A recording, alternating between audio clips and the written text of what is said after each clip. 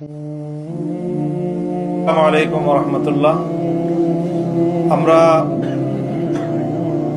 এই যে নির্বাচন গতকাল হয়ে গেল, এখানে ব্যাপক মানুষের উৎসাহ এবং উদ্দীপনা সহ উপস্থিতিতে আমরা স্বাগত জানিয়েছি এবং বাংলাদেশ স্থিতিশীল হবে সেই প্রত্যাশা আমরা ব্যক্ত করছি। স্বাভাবিকভাবে স্থিতিশীলতার জন্য যারা এই মুহূর্তে বিজয়ী ঘোষণা করা হয়েছে, যাদেরকে বাংলাদেশের স্থিতিশীলতা রক্ষা করা তাদের প্রধান দায়িত্ব, তারাই যদি এই দেশকে অস্থিতিশীলতার দিকে ঠেলে দেয় তাহলে দেশের জন্য সেটা হবে সবচেয়ে হতাশাজনক বিষয় এবং উদ্ভূত পরিস্থিতির জন্য সম্পূর্ণ দায় তাদেরকেই নিতে হবে। আমরা অত্যন্ত দ্ব্যর্থহীন ভাষায় বলতে চাই, জুলাই বিপ্লবের চেতনাকে যদি ধ্বংস করার চেষ্টা করা হয় তাহলে সেখানে আমরা আনকম্প্রোমাইজ থাকবো।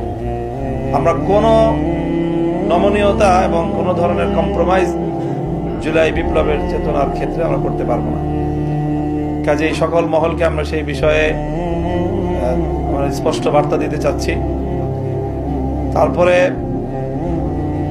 ইলেকশনটার যে বিষয়ে আমরা আমাদের গতকাল থেকে আজকে বলে আসছি আমরা যে আমরা তো আমাদের ইতিবাচক ভাবেই আমরা ব্যক্ত করতে চাচ্ছি প্রতিক্রিয়া, কিন্তু পরিষ্কার যে ইলেকশনটা তো একটা সময় পর্যন্ত অথবা ভোট গ্রহণ হওয়া পর্যন্ত মোটামুটি দৃশ্যমান রাখা হয়েছে, কোনো গন্ডগোল যেন না হয়।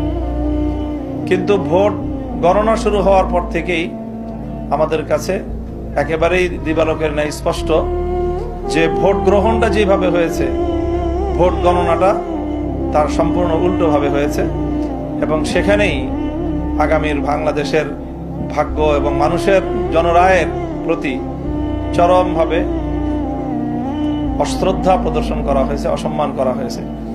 এটা যারা করেছেন বাংলাদেশের কাছে তাদেরকে দায়ী থাকতে হবে ইনশাল্লাহ।